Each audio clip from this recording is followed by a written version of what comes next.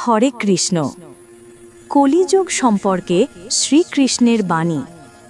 কুরুক্ষেত্র যুদ্ধের সমাপ্তির পর একদিন পাণ্ডবরা ভগবান শ্রীকৃষ্ণের কাছে জানতে চাইলেন, প্রভু, কলিযুগ কেমন হবে? পরমেশ্বর তখন তাদের বললেন, তোমরা প্রত্যেকে আলাদা পথে বনে যাও। সেখানে যা কিছু অদ্ভুত দৃশ্য দেখবে, ফিরে এসে আমাকে জানিও। নির্দেশ অনুসারে পঞ্চপাণ্ডব বিভিন্ন দিকে রওনা দিলেন। যুধিষ্ঠিরের অভিজ্ঞতা। যুধিষ্ঠির দেখলেন দুই শুঁড়ওয়ালা একটি বিশাল হাতি। এ দৃশ্য দেখে তিনি বিস্মিত হলেন এবং ফিরে এসে শ্রীকৃষ্ণকে বললেন। ভগবান ব্যাখ্যা করলেন, কলিযুগে মানুষ দ্বিচারী হবে। মুখে এক কথা বলবে, কিন্তু কাজে তার সম্পূর্ণ বিপরীত করবে। সত্য ও প্রতিশ্রুতির মূল্য হারিয়ে যাবে। মানুষ হবে স্বার্থপর ও ভণ্ড। ভীমের অভিজ্ঞতা। ভীম দেখলেন এক গরু তার বাছুরকে এত বেশি আদর করছে যে বাছুরটির গায়ের ছাল উঠে রক্ত বের হচ্ছে। তিনি বিষয়টি শ্রীকৃষ্ণকে জানালে প্রভু বললেন, কলিযুগে অন্ধ স্নেহ ও অতিরিক্ত ভালোবাসা সন্তানদের ক্ষতির কারণ হবে।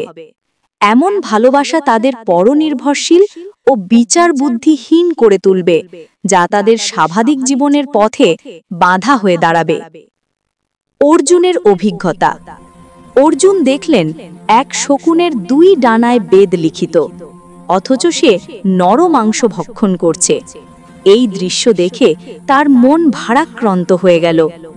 ভগবান বললেন, কলিযুগে এমন অনেক ভণ্ড সাধু দেখা দেবে, যারা বাইরে থেকে ধর্মপরায়ণ, কিন্তু ভেতরে থাকবে শকুনের মতো লোভী ও পাপী। সমাজ তাদের জ্ঞানী বলে সম্মান দেবে, অথচ তারাই নিজেরাই হবে শয়তান। নকুলের অভিজ্ঞতা। নকুল দেখলেন এক বিশাল পাথর পাহাড় থেকে গড়িয়ে ভয়ঙ্কর গতিতে নিচে নামছে।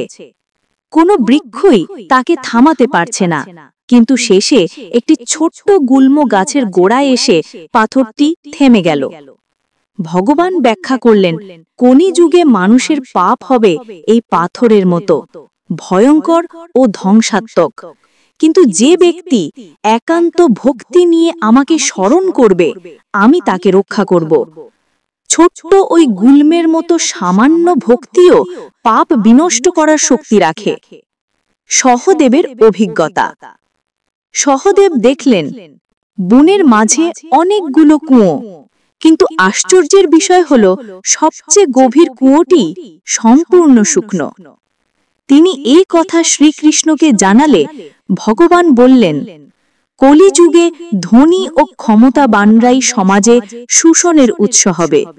তারা বিলাসিতা ও ভোগ বিলাসে প্রচুর ব্যয় করবে, কিন্তু দরিদ্রদের প্রতি থাকবে তাচ্ছিল্য। তাই কলিযুগে দারিদ্র্যের কষ্ট সবচেয়ে তীব্র হবে। ধনীরা হারাবে মানবিকতা ও বিবেক। ভগবান শ্রীকৃষ্ণের প্রতিটি বাণী আজও সত্য হয়ে উঠছে।